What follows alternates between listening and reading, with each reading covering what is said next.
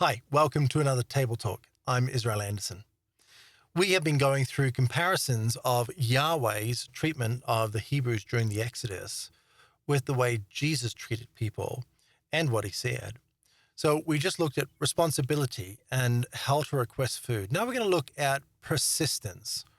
So Yahweh actually kept count of the number of times that the Hebrews were grumbling and complaining about food. Now, a lot of Christians really like that term, grumbling and complaining. That's why Yahweh murdered them. That's not a justification for murder of anything. So you've got people that are being starved to death in the desert, dehydrated in the desert, on a journey that takes them eventually 40 years that should have taken them 3 weeks. And if they complain about being starved and dehydrated to death in the desert, Yahweh gets upset and kills them. And if you think this is not true, then you can read it in your Bible. I know it's kind of a difficult and a very long reading in the Bible to go through the Exodus story, but the majority of people don't know really anything about the Exodus story other than like it's 40 years long and they got manna, and which didn't come from heaven, and we're going to cover that here in just a second. But if you go through it, you'll start to see. And this is important for a lot of reasons. You know, I think when I gave my life to the Lord when I was 11 years of age, this happened at North Shore Faith Centre in Auckland, New Zealand. We were out on the streets handing out Bible tracts, little booklets that talk about Jesus, to people and ministering to people, praying for people and things on the streets of Takapuna, which is another city of Auckland. That my whole life I've really spent as a soul winner. I love to talk to people about Jesus. Jesus is my thing.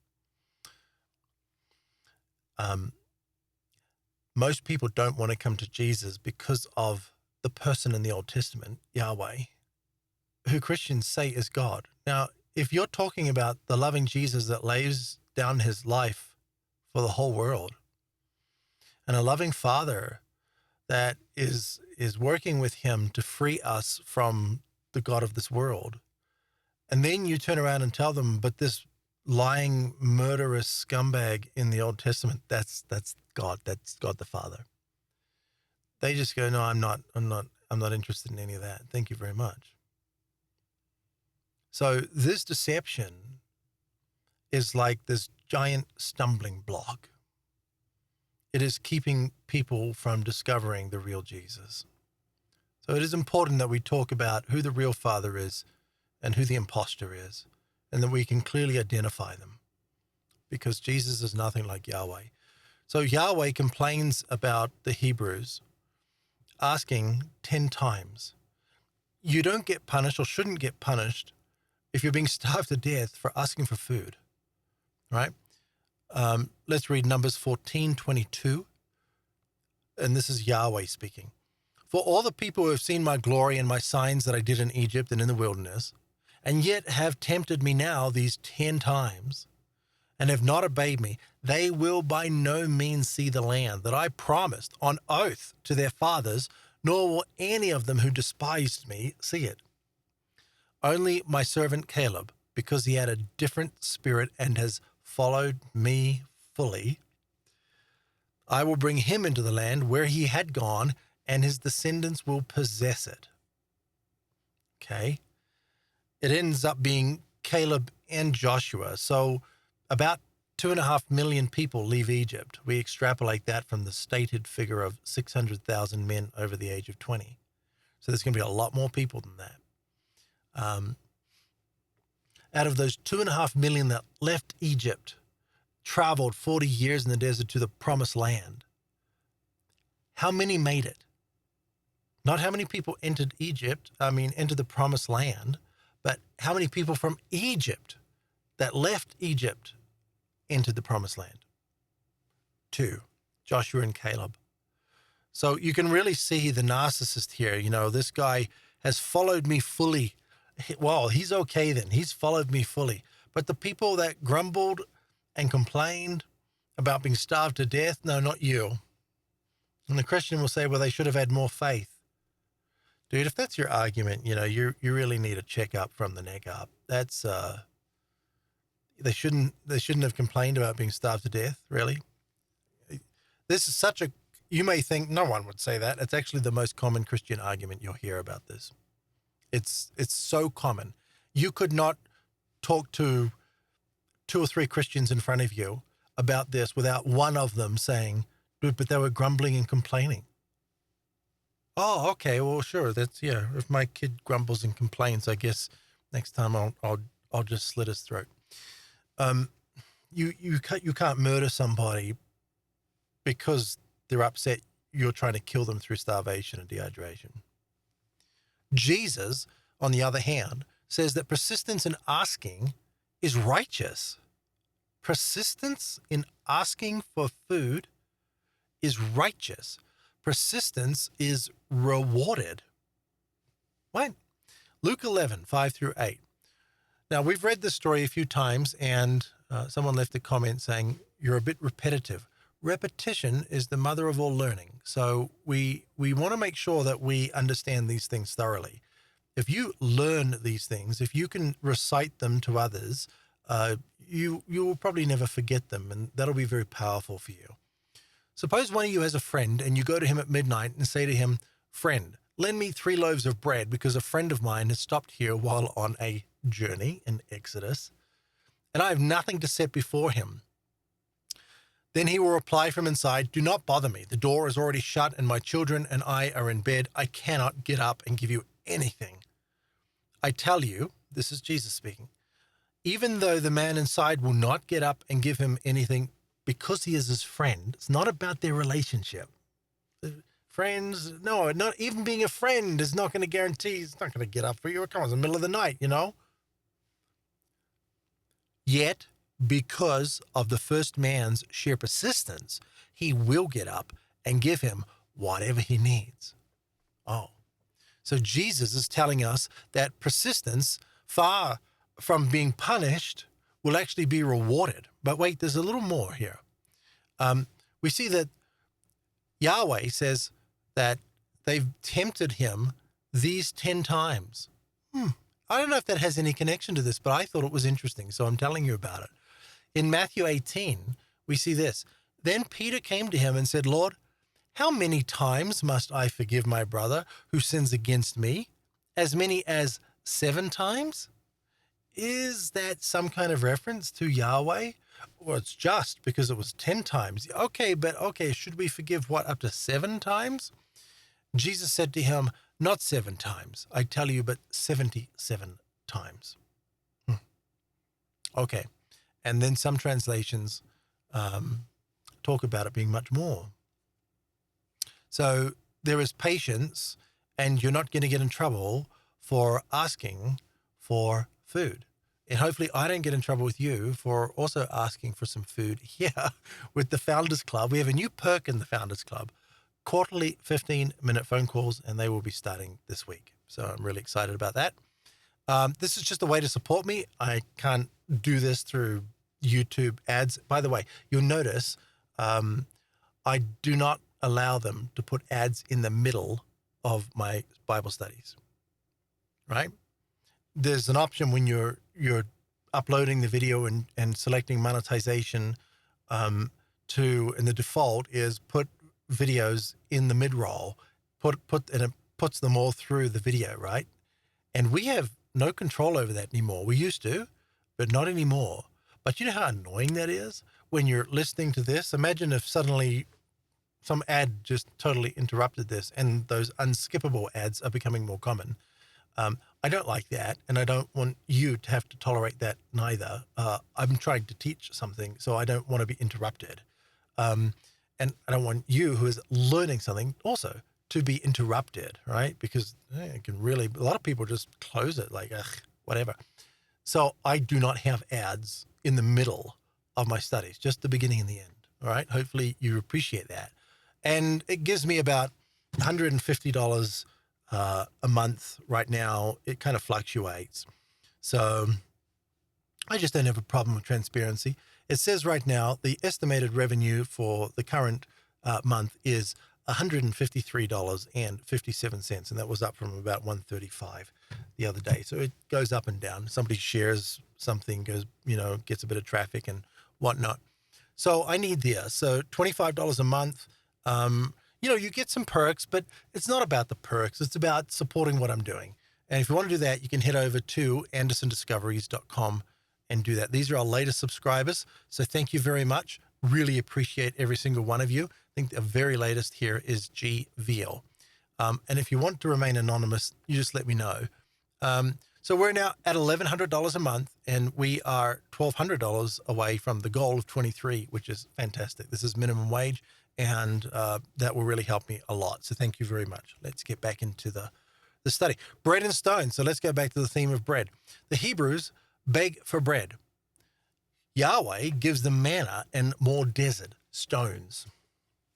Right? He gives them manna and more desert. He leads them into the desert.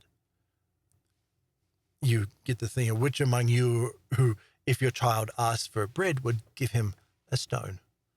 But that's what Yahweh did. They asked for bread, fine, go into the desert. Didn't like people asking for food.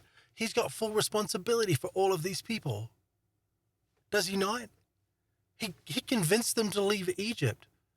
And, the Christian will say, wow, it was terrible in Egypt. And, and there's a few bad things that are talked about, children being hurt and things. And we want to go, wow, that was such a bad situation. Was it? Because almost immediately they wanted to go back. So it couldn't have been that bad. You know what was much, much, much worse? 40 years in the desert without proper food and water. Yeah, that's just a little bit worse, as we see here. The Hebrews beg for food. Yahweh gives them manna and more desert. Yahweh never gives them real bread. This is Exodus 16:3. The Israelites said to them, if only we had died by the hand of Yahweh in the land of Egypt, when we sat in Egypt by the pots of meat, when we ate bread to the full. But you have brought us out into this wilderness to kill this whole assembly with hunger. Jesus provides bread to those following him through the desert. John 6:11. Jesus said, have the people sit down. So the men sat down, about 5,000 in number, so about 7,500, just counting the men. Then Jesus took the loaves, and when he had given thanks, he distributed the bread to those who were seated. Yahweh couldn't manifest bread, didn't have the capability, the power to do it. You think he's God? Then why didn't he just make bread for everybody? Who cares that they're grumbling and complaining? I'm sorry, I didn't realize I'm a God. I don't need to eat. I forgot. I don't know. Here's bread, here's fish. Jesus provides bread and fish, and he wasn't even asked to. In fact, the disciples came to him and they said, why don't you tell the people to buzz off into the surrounding villages so they can find food? And Jesus said, I got a better idea. Have them all sit down. Let's feed them. Pretty cool. So now let's talk about this heavenly manna. Boy, this is one of the most interesting passages, and it's one of those things where you just can't find anyone justifying it. Yahweh tells Moses the manna is from heaven. Okay? Exodus 16:4. Then Yahweh said to Moses, this is so important, I am going to rain bread from heaven for you. And the people will go out and gather the amount for each day so that I may test them. He's always testing them. Always, always. Just like in the temptation, and that study is going to be fire. I am so looking forward to giving you that. But it's got to be proper. So just give me a few more days. Will they walk in my law or not? Then Yahweh said to Moses, I am going to rain bread from heaven for you. Okay. Jesus directly addresses this, saying the manna the Hebrews received was not from heaven. Not from heaven. Wait.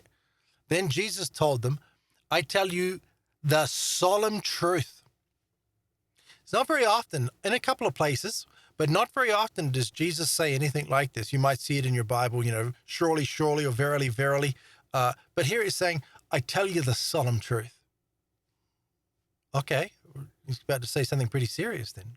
Something we really need to pay attention to. it is not Moses who gave you bread from heaven. What? How is that possible? Yahweh said, I am. Everyone likes to go that I am. It's not as significant as everybody thinks. I am going to rain down bread from heaven for you. I am going to rain down bread from heaven for you. Jesus says, it is not Moses who has given you bread from heaven. Oh. Some translations will say, true bread from heaven. But my Father, wait, hang on. One Father said, I am going to rain down bread from heaven for you. Oops. Right? I am going to rain down bread from heaven for you. Now he says, but my Father. Please don't deny the connections that are staring you in the face. It's amazing watching some of the arguments of people, no, it doesn't really mean that. How much more evidence do I need to show you before you realize that there's something here? You know? Like some people can be really stubborn, really hard-headed. You know, it's, I've shown you so much more evidence already, and there's so much more to come. But I've shown you enough already that is magnitudes more than any counter-argument. It's not just like we're trying to get to even. No, we're 3 or 4, 5 times, 6 times, maybe 10 times the evidence of the counter-argument. Times. We've got just the evidence just continues to accumulate. And the more you dig in, the more you see, the more you see. But my Father is giving you the true bread from heaven. True bread from heaven. You know, we've got so much more to go through here, and I want to keep these a little shorter, so we're about 17 minutes here. I appreciate you watching this. Please find someone you can share this with, and you have been sharing, and I really appreciate you for doing that. Not everyone has the ability to spend $25 a month, and look, that's a bit of change, all right? I'm totally aware of that. That's a little bit of money. But if you can't, could you please share? Could you please go onto social media and wherever you do that and share this and talk to people about this? Word is getting around, and that's really, really exciting. So thank you to all of our foundation, Founders Club members, all your wonderful names scrolling across the bottom of the screen. Appreciate you all very, very much. If you can join the Founders Club, help me get to our goal of just minimum wage, that would be really terrific. Thank you very much. Appreciate you all. Catch you on the next one. Bye-bye.